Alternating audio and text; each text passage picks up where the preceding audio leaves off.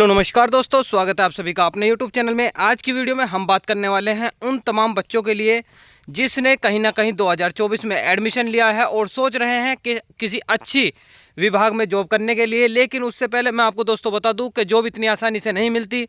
आपको जॉब के लिए मेहनत करनी पड़ती है और मेहनत के लिए आपको स्किल पे काम करना पड़ेगा।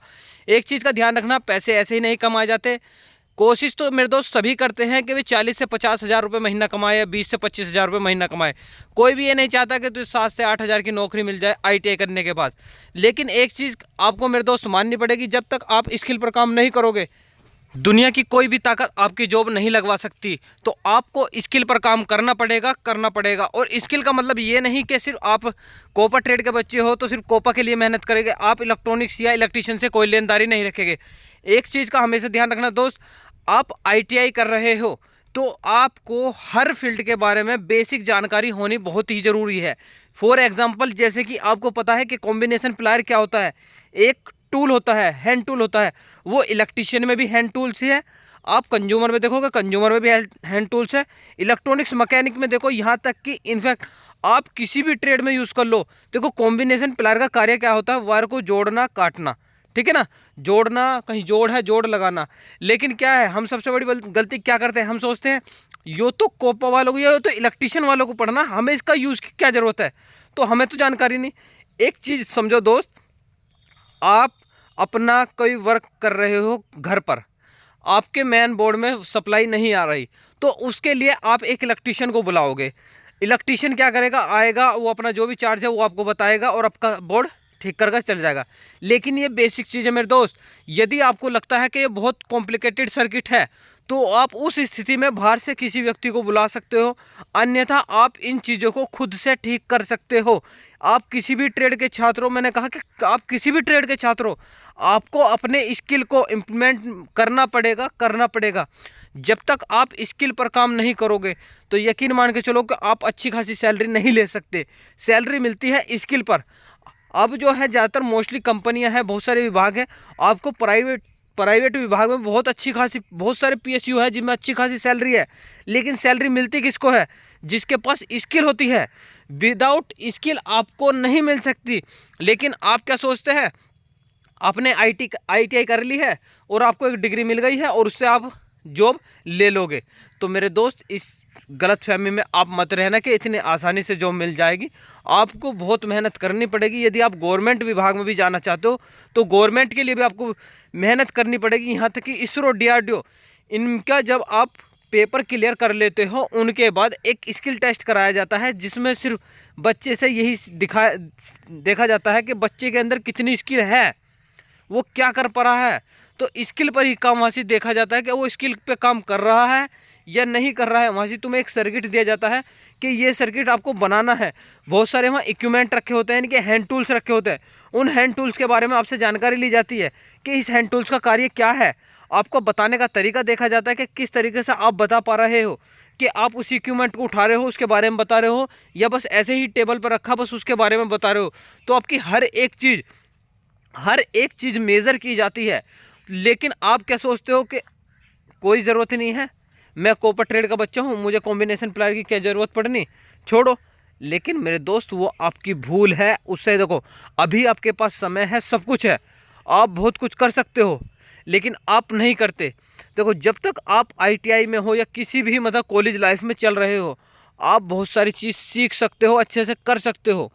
तो यदि आपने अभी तक भी स्किल पर काम करना शुरू ना किया हो तो मेरे दोस्त, अभी से ही आपको स्किल पर काम करना शुरू कर देना चाहिए।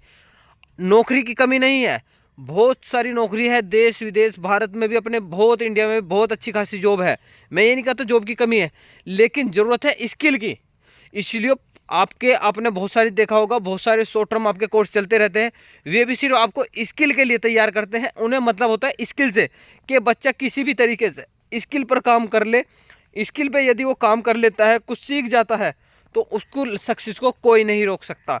लेकिन हमारी जो मानसिकता होती है, हमने अपनी मानसिकता इस तरीके से तैयार की हुई है कि बस कागज़, इधर से ITI का कागज़ मिला या इधर से BTech पॉलिटेक्निक का कागज़ मिला, उधर से आपको जॉब मिल गई, जो कि संभावित नहीं है।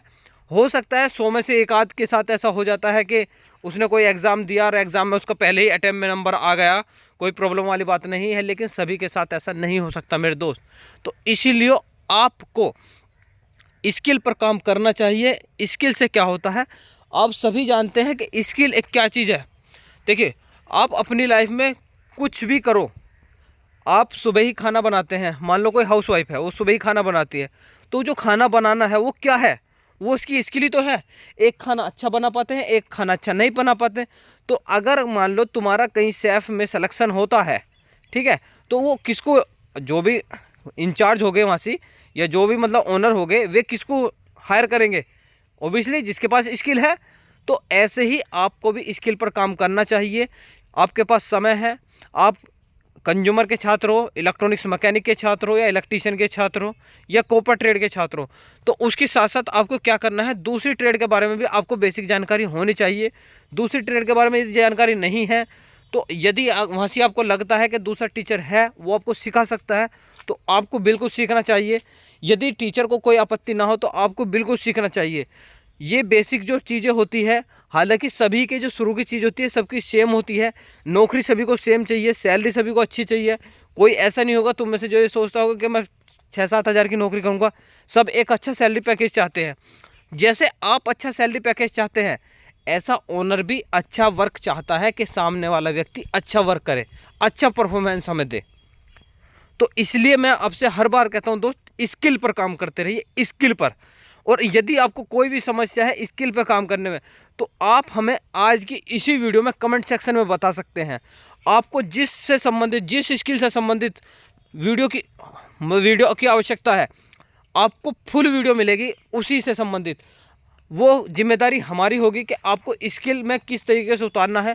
हम कोशिश करेंगे, देखो जो हमारे आसपास के क्षेत्र के छात्र होंगे उनको हम कोई ऑफलाइन की व्यवस्था करा देंगे, ठीक है। और जो हमारे ऑनलाइन वाले हो उनके लिए हम जितना संभावित हो सकता है हर एक चीज़ के बारे में डीपली बताने की कोशिश करेंगे कि आप यहाँ से पहले सबसे पहले ये करना है। बिल्कुल बेसिक से कहते हैं ना, जैसे कि एक मेंटेनेंस करने वाला, आपने देखा हो एक मतलब ये मान लो वॉशिंग मशीन का जो मिस्त्री होता है जो मेंटेनेंस करके रखता है, बिल्कुल सेम उसी सीक्वेंस में बताएंगे।